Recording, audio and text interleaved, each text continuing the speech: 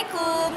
Jadi saya Kunsyara Rama Elisha dari kelas 10-5 dan teman saya Almira Kalesa Rahab dari kelas 10-1.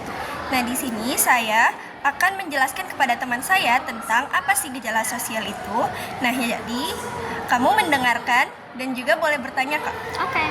Jadi yang pertama ada pengertian gejala sosial. Nah, pengertian gejala sosial adalah fenomena yang muncul akibat sebagian dari kelompok atau individu dalam kehidupan masyarakat. Ada juga nih ciri-ciri dari gejala sosial. Nah, ciri-cirinya itu seperti bersifat kompleks, beraneka ragam, bersifat kontekstual, sulit diprediksi, dan juga tidak bersifat universal. Faktor-faktor gejala sosial yang pertama tuh ada faktor struktural, ada faktor kultural.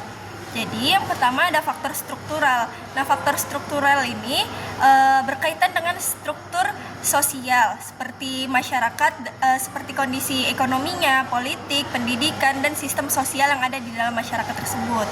Nah, contohnya itu seperti kemiskinan. Nah, kemiskinan ini disebabkan oleh ketidakmerataannya distribusi kekayaan dalam masyarakat, menyebabkan angka kemiskinan itu meningkat. Nah, yang kedua itu ada faktor kultural. Nah, faktor kultural ini berkaitan dengan nilai norma, adat istiadat, dan kebiasaan yang berlaku di masyarakat. Nah, contohnya itu seperti lunturnya budaya gotong royong karena masyarakat lebih memilih individualisme, seperti itu. Selanjutnya tuh ada juga nih jenis-jenis gejala sosial berdasarkan sifatnya. Yang pertama itu ada bersifat kompleks. Nah, bersifat kompleks ini itu berkaitan dengan ekonomi, politik, budaya, sosial, pendidikan, dan psikologis.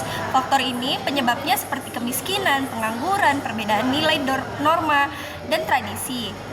Nah, yang kedua tuh ada bersifat dinamis. Nah, bersifat dinamis ini selalu berubah seiring berjalannya perubahan perilaku masyarakat. Contohnya seperti perubahan pola komunikasi masyarakat akibat perkembangannya teknologi digital. Lalu yang ketiga ada bersifat tidak universal. Nah, hanya terjadi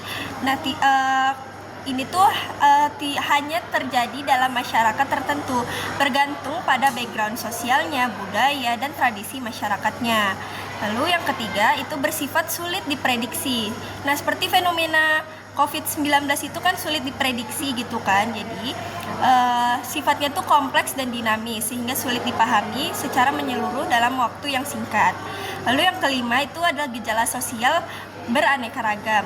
Nah, berkaitan dengan perbedaan nilai, norma, ekonomi, dan struktur sosial. Nah, yang keenam itu ada bersifat kontekstual. Ini tuh mengacu fenomena sosial dipengaruhi oleh situasi dan kondisi dan lingkungan sosial di masyarakat.